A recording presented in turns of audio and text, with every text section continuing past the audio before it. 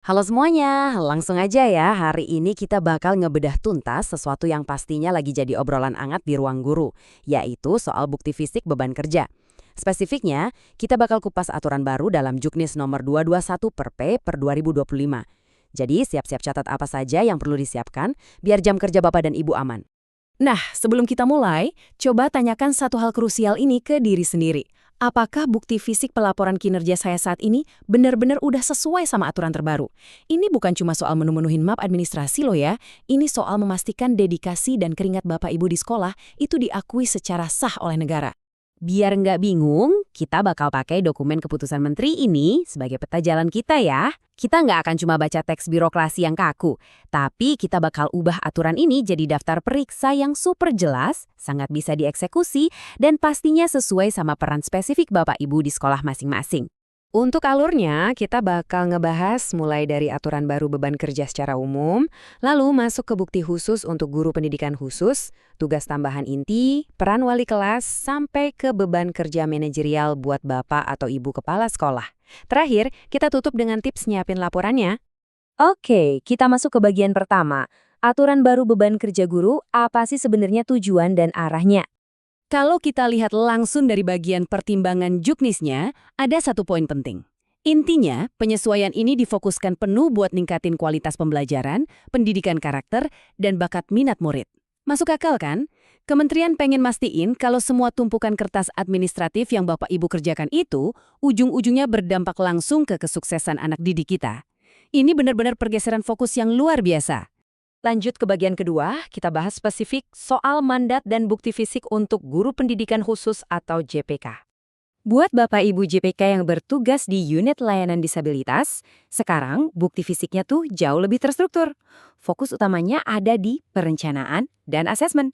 Jadi, pastikan Bapak Ibu punya laporan perencanaan kebutuhan khusus, lalu dokumentasi asesmen fungsional anak, laporan pelaksanaan individu buat murid disabilitas, plus jadwal pembimbingan yang dikasih ke guru umum. Wah, ini detail banget dan sangat spesifik. Terus kenapa deretan dokumen tadi penting banget? Jawabannya simpel. Dengan dokumen-dokumen tadi, Bapak Ibu GPK udah sah memenuhi ekivalensi beban kerja minimal 24 jam tatap muka per minggu. Gak ada lagi tuh area abu-abu. Beban kerja nyata pendidik khusus sekarang punya takaran pasti dan diakui penuh. Sekarang kita masuk ke bagian ketiga, gimana caranya memenuhi peran tugas tambahan inti dengan ekivalensi 12 jam. Kalau kita perhatikan data di sini, ada pola yang sangat konsisten.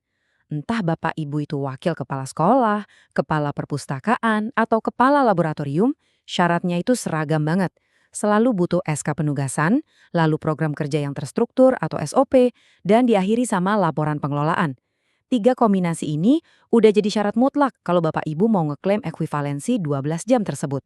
Dan jujur aja, pas ngeliat matriks rincian dari kementerian ini, kelihatan banget betapa rapihnya mereka memetakan setiap tugas administratif jadi hasil yang nyata. Semuanya terukur. Jadi, ke depannya nggak perlu ada lagi debat soal dokumen apa yang mesti disetor ke pimpinan. Semuanya udah super jelas di matriks ini. Lanjut ke bagian keempat, kita bahas pahlawan harian sekolah kita. Wali kelas dan koordinator untuk ekuivalensi 2 jam.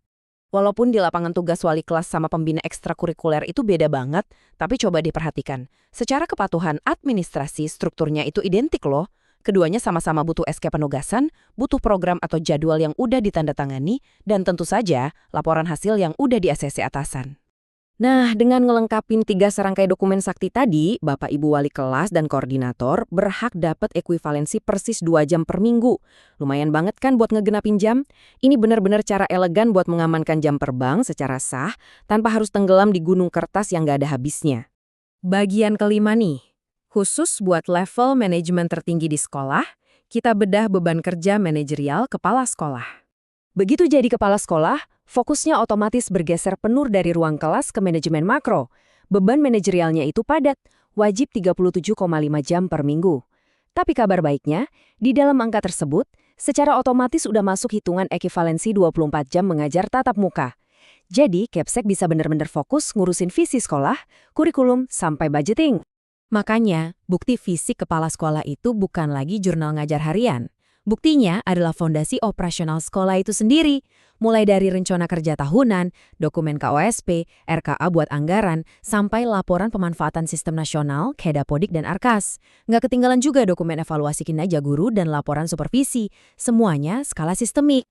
Dan tolong diingat, deretan dokumen manajerial ini bukan sekedar memo internal biasa ya.